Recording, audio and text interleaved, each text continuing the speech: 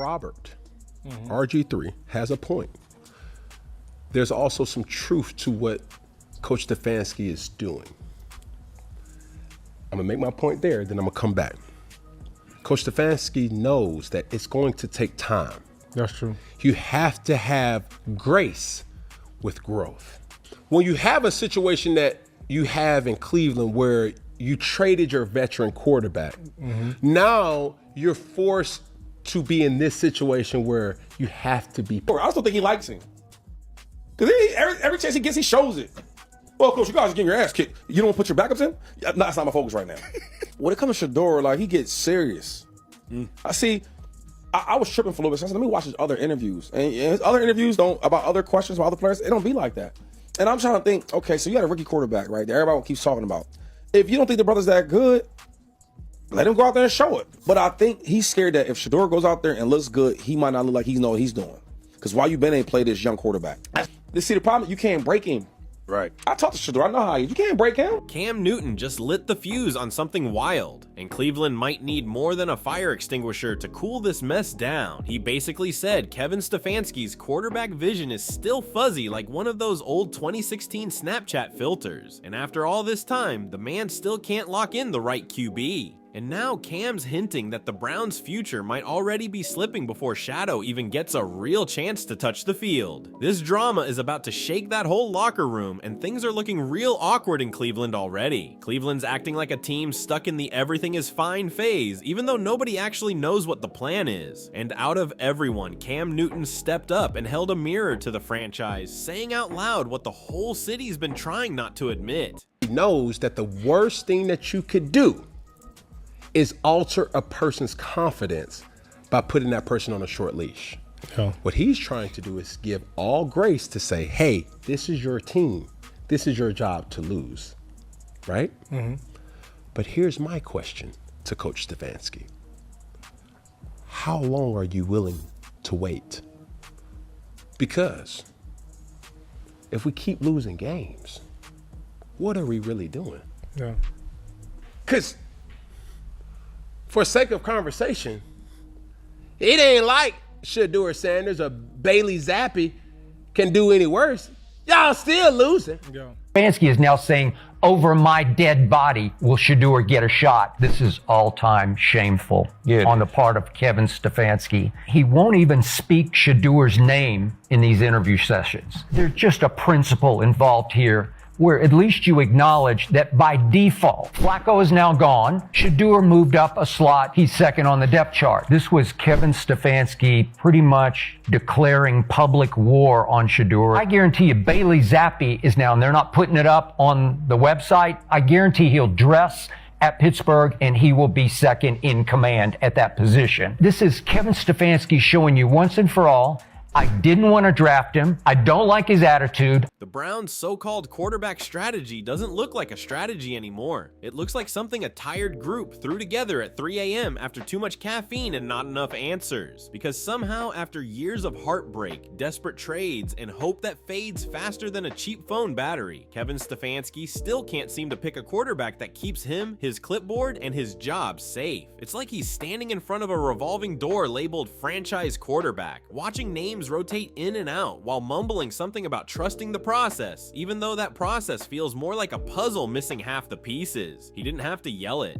Cam just painted the whole picture with one stroke. Stefanski is stuck between wanting to show patience and not wanting to look like the guy who waited himself out of a job. He's walking a tightrope while juggling footballs in a pink slip, hoping nobody notices the rope snapping strand by strand right under his feet. And the wild part, Cam isn't even wrong. Stefanski's issue isn't that he's lost, it's that he's too cautious. He gives his quarterbacks all this time and space to grow, which sounds real sweet until you're sitting through 3/4 of missed throws and pretending it's some creative learning experience. This is the NFL, not a motivational workshop. It seems personal. It might not be personal for Kevin Stefanski, but it appears personal. And it's one of those situations where it's like, Kevin Stefanski, we don't care what you're telling us because your actions speak so loud, we can't even hear what you're saying.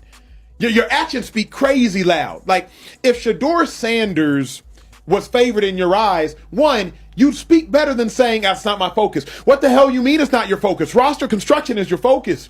The backup quarterback is your focus. Backups on the roster are your focus. Everything that dictates who plays in the game on Sunday, Kevin Stefanski, that should be your focus. How can it not be your focus? Furthermore, 2-5, Stefanski knew he was going to get asked this question. Going to look to the quarterback after, only 9 points are scored and how the quarterback did. Can you just address, and especially because of your situation with Shedeur and so many people clamoring for him and wanting to see him, do you have thoughts on how the offensive problems are run much deeper right now than quarterback, and that switching out the quarterback might not solve what you have going on here? Yeah, I think just the big focus for us, Mary Kay, is we have to be better in all areas, players, coaches, you name it. Obviously, Dylan is in his second start. Cleveland traded away its veteran safety net, so now the plan looks like hope something good happens and look productive while waiting. Stefanski's whole vibe might as well be, it's your team until it's not. That kind of pep talk sounds cool until the scoreboard starts looking like math homework nobody knows how to solve. Cam's point is simple and sharp. Grace is nice, but losing gets loud, real loud. You can't preach patience in a city that hasn't seen a winning streak in forever without everyone side-eyeing the situation. And the longer Stefanski waits to make a real decision, the louder that ticking sound gets in the background, turning from a soft warning into a countdown taped to his coaching future. Because for real, how long can you keep saying we're figuring it out before the fans realize nothing is actually getting figured out? There's a point where we're rebuilding starts sounding like we're just struggling but with nicer wording. The question that every Browns fan is asking, why won't Kevin Stefanski give Shedeur Sanders a shot? The offense can't score, the quarterback room's a mess, and the one guy with the energy and leadership is stuck on the sideline. Getting ridiculous. At this point, in my opinion, I'm believing Kevin 100% do not believe or even like Shedeur. That's why he's doing it, and I'm pretty, it looks like he's making it personal. I don't know why he's making it personal, but it seems like he is making not playing Shedeur a personal thing and not a logical coaching move. When they come and say things about Shedeur Sanders, all you have to do is say, look, I get it. Shedeur has a very, big personality and he's known globally, right? But I know Shedeur Sanders as a person, and as what I see here. He works hard, he's intelligent, he puts the work in, he's humble, he's a great teammate. And all of those things, I hope you guys get an opportunity to see that eventually when he gets on the field. And guess what? It would diffuse all bad articles and people would go away. But since you won't say his name, the vultures circle. We seen this in training camp, man.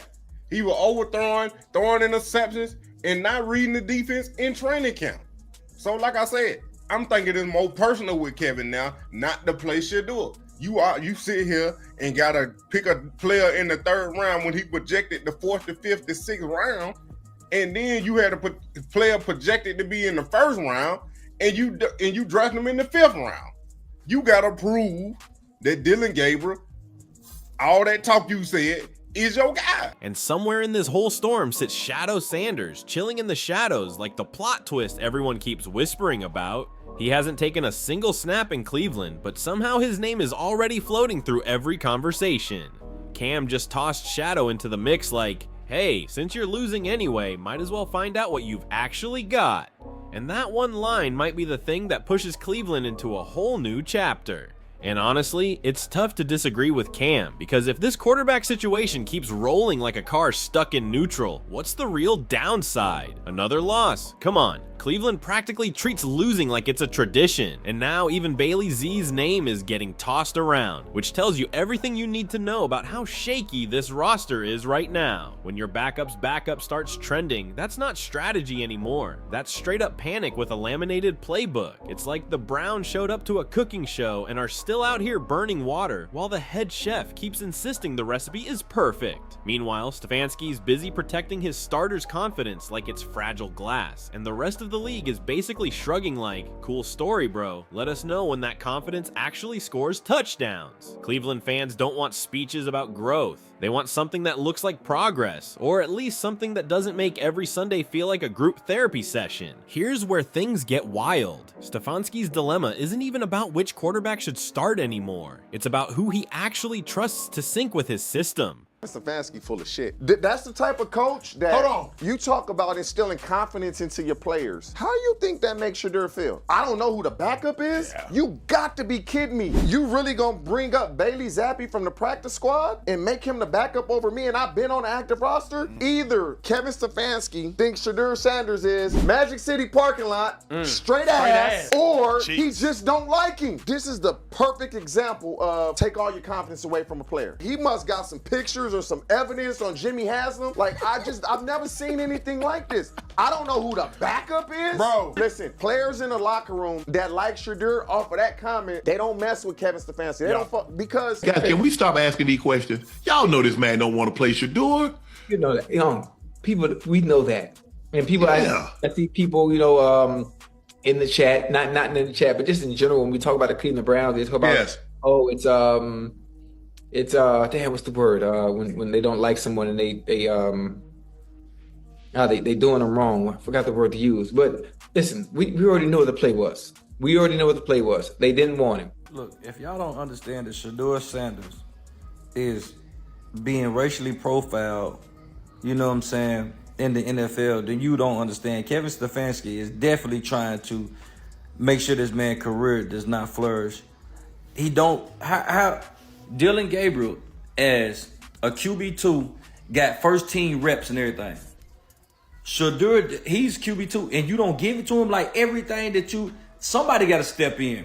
Something has to be done. Browns fans, y'all need to boycott Cleveland, the football team, completely. Word floating around is that Stefanski shares the same agent with a few college coaches who used to have ties to Dylan Gabriel, and suddenly the whole thing feels like an episode of NFL Conspiracy Files. Now people are whispering about whether Stefanski's loyalty sits with his scheme or with his network connections, and that's where things start sounding messy, because if you're choosing quarterbacks the same way people hire family members, that's not scouting. That's basically running a friends-only hiring fair with an NFL badge slapped on it. Maybe Cleveland's playbook needs a LinkedIn login at this point. But jokes aside, that connection makes everyone ask a bigger question. Is Stefanski making football decisions, or is he protecting his future resume? Because when coaches start picking quarterbacks that please their agents, the whole thing stops feeling like a team and starts looking like a PR firm pretending to play football. Cam's take goes deeper than just some rumor talk. Stefanski's problem isn't only that he picks the wrong quarterback, it's that he keeps acting like any quarterback could succeed in this messy offense. You could drop Shadow, Bailey, or even prime Peyton into that lineup, and they'd still be firing passes into empty space, because half the offense looks confused, the blocking collapses, and the receivers forget what side of the field they're supposed to be on. It's not just rough quarterbacking, it's rough football across the board. Sure, patient sounds poetic, but the scoreboard doesn't care about moral victories. It only shows results, and Cleveland's results keep looking like reruns. If you keep preaching patience while fans keep paying for heartbreak, eventually someone in the front office realizes patience doesn't move tickets or jerseys. The real comedy is how Cleveland keeps turning potential into purgatory. Every year starts with hype and ends with the same press conferences full of recycled lines and forced optimism. It's like watching a romantic comedy that refuses to ever hit the happy ending. Stefanski keeps saying he's building something, which would be fine if anyone could figure out what that something actually is. From the outside, it feels like he's been rearranging the same puzzle pieces for years without realizing they came from two different boxes. And somehow he just keeps pushing the same picture that never fits together. There's almost something poetic about the chaos though. Every game is another second ticking off his coaching clock, and the wild twist is that Stefanski built an offense meant for control, but now he's losing control of everything that matters. And when Cam says that ticking sound might be a bomb, you can practically see the smoke rising from a distance. Because once the fans flip on you, it's over before you even hear the warning. Cleveland fans have patience like a microwave. Quick to heat up, quick to cool off, and quick to move on. They'll chant your name one week and demand your replacement the next. So now Stefanski is stuck, too cautious to make a bold move, too worried to stay predictable, and trying to babysit his quarterback's confidence while his own job security fades away right in front of him. Like free beer at a tailgate, everyone in the building wants a piece of the truth, and the locker room is probably asking the same question the fans are screaming. When is the change coming? And if the change isn't the quarterback, then is the coach coach next in line. Cam dropped one line that hit everybody straight in the chest, a line that made it clear this problem might be bigger than whichever QB is under center. Maybe it's not just the quarterback that needs swapping out. Maybe the whole system needs a hard reset. But here's the harsh twist. Cleveland isn't exactly the fantasy destination for fresh talent right now because this offense doesn't look anything like a quarterback-friendly setup. It's not about arm strength or swagger or confidence. It's about a system that acts allergic to momentum, and that's the part Stefanski doesn't seem to catch. You can't keep testing quarterbacks like it's a talent show when the playbook itself is the thing that's broken. That's like swapping drivers when the car doesn't even have wheels. At some point, you gotta admit the issue isn't the person behind the wheel, it's everything under the hood. Cleveland's offense feels like a bunch of talented pieces that never got introduced to one another. The receivers go one direction, the quarterback throws another, and the offensive line might as well be doing interpretive dance because nothing syncs up out there. Every drive looks like a blooper reel playing live on cable, and everybody can see it. The fans, the analysts, even the opposing defense, and they're enjoying the show way too much. The Browns' play calling has turned into the league's best free entertainment. It's like watching someone microwave a frozen pizza over and over and still acting shocked when the middle stays cold. But beneath all the roasting, Cam isn't just clowning them for fun. He's flashing a warning sign that says, "Fix this before everything blows up." Because if Stefanski keeps riding this slow train of mediocrity, the derailment is going to be loud, messy, and definitely televised. That ticking sound around Cleveland isn't just pressure. It's accountability getting louder every week. Every incomplete throw, every wasted drive, every "we'll get it next time" moment adds another beat to that countdown clock hanging over the franchise. Cleveland starts every season hopeful, slides straight into frustration, blames the quarterback, switches the quarterback, still loses, then blames the coach, fires the coach, and hits the reset button like it's tradition. It's a never-ending sitcom with no finale, just reruns. Cam didn't expose a secret scandal. He exposed the truth everyone's been pretending not to see. Stefanski is out here trying to play chess in a room full of people who barely understand checkers, thinking the long-term strategy while the scoreboard is yelling short-term disaster. And that might be the saddest part. You can tell he means well, you can tell he believes in his system, but belief doesn't buy time in this league. Wins do. Right now, the Browns' record doesn't reflect belief, it reflects chaos and confusion, and every "we'll fix it" speech just makes the silence afterward even louder. Cam's words hit harder because they came from someone who lived the quarterback grind, someone who understands confidence, patience, and the tiny gap between development and total disaster. And he's basically warning Stefanski, if you keep being soft with failure, failure starts feeling comfortable. The wild thing? Cleveland will probably figure it out someday. Just not with this setup, because every time you think the Browns hit rock bottom, they pull out a shovel and start digging like it's a hobby. It's almost impressive. A franchise so committed to chaos that even time seems scared to move forward around them. Every year, it's the same cycle. New hope, same heartbreak. And now Cam's comments just poured gasoline on the whole situation because once someone with his credibility says it out loud, it's no longer rumor. It becomes the running headline. Suddenly, Stefanski is being watched like he's on some survival show, and everyone's waiting to see which decision finally gets him voted off the island. And when the moment finally hits, it's never quiet. It arrives with headlines blasting everywhere, locker room whispers leaking out, and those awkward press conferences where everybody suddenly claims they're focused on a fresh direction. It always feels like the storm hits right after the calm in Cleveland, and this situation is shaping up the same way. So maybe Cam wasn't even trying to embarrass Stefanski. Maybe he was throwing him a lifeline before the tide pulls him under. Sometimes the only way to save your job is to stop trying so hard to protect it. Cleveland doesn't need more explanations or long speeches anymore. They need execution, real results, actual movement. Nobody wants another sermon about believing in the process. They want to see proof that the process even works in the first place.